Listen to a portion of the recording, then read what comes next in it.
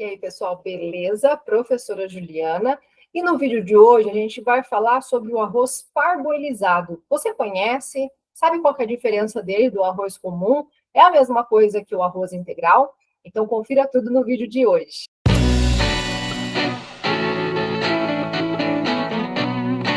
Então, o arroz parboilizado, e não é parabolizado, nem pabolizado, de outras formas como chamam aí, porque esse nome ele vem do inglês que é partial boiled, que seria parcialmente aferventado, se a gente for passar o significado para o português. Então, o arroz parboilizado, ele é um pouco diferente do arroz tradicional.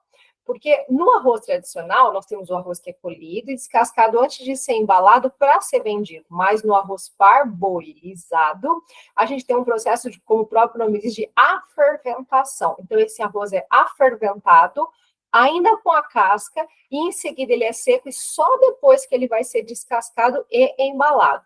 Esse processo, então, faz com que muitas das vitaminas e dos nutrientes que são perdidos na casca sejam incorporados ao grão. Então, eles ficam mais saudáveis quando a gente compara o arroz parboilizado ao arroz comum.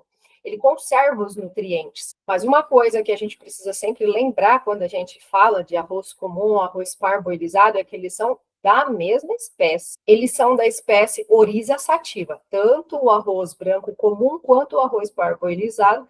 E talvez por esse processo de aferventação, que demanda um pouco mais, ele custe um pouco mais caro quando a gente vai comprar no mercado. Então, a história do arroz parboilizado vem de um senhor teuto-inglês chamado de Hauselab, se eu souber pronunciar o nome dele, né? Eu vou colocar a foto dele aí para vocês verem.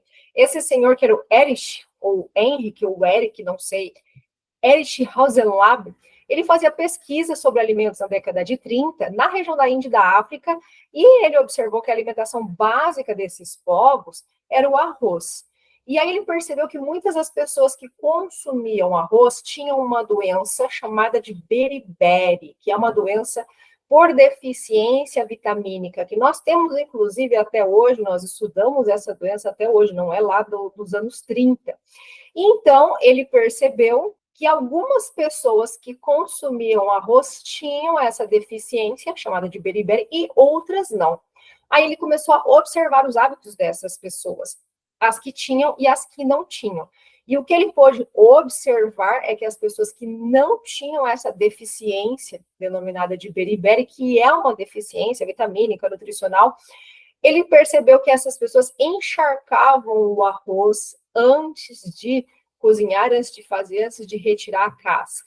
Então, esse procedimento era algo, vamos dizer assim, tradicional de alguns povos, de algumas pessoas, antes do consumo de arroz. E como esse hábito era um hábito milenar, passado de geração para geração, o pesquisador, então, resolveu estudar esse encharcamento antes de secar os grãos, que ele deu o nome de partial boiled, né, que seria uma fervura parcial. Hoje esse processo também é conhecido mundialmente pelo próprio nome desse autor, que é o processo Rosenlau. E basicamente esse processo consiste primeiro na secagem, então, a vácuo, depois na vaporização e depois seca a vácuo e faz o dessecamento. Muito seca, desseca, né? Mas esse processo de fazer a secagem, a vaporização e depois, então, né, fazer o dessecamento, faz com que os nutrientes do pericarpo do grão sejam passados para a cariópse, que é a região ali que a gente vai consumir.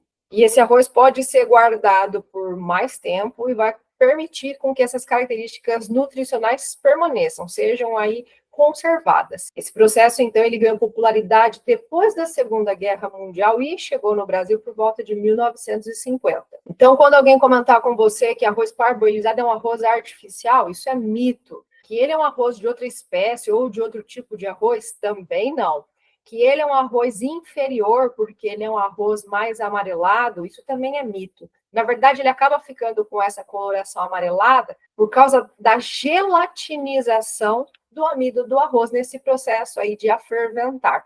Mas o grão de arroz que nós temos do arroz branco e do arroz parboilizado é exatamente o mesmo e da mesma espécie. Ele não passa, então, por nenhum processo químico, ele não é artificial E ele, então, se a gente fosse fazer uma escala de comparação, ele é mais nutritivo do que o arroz branco e menos nutritivo que o arroz integral.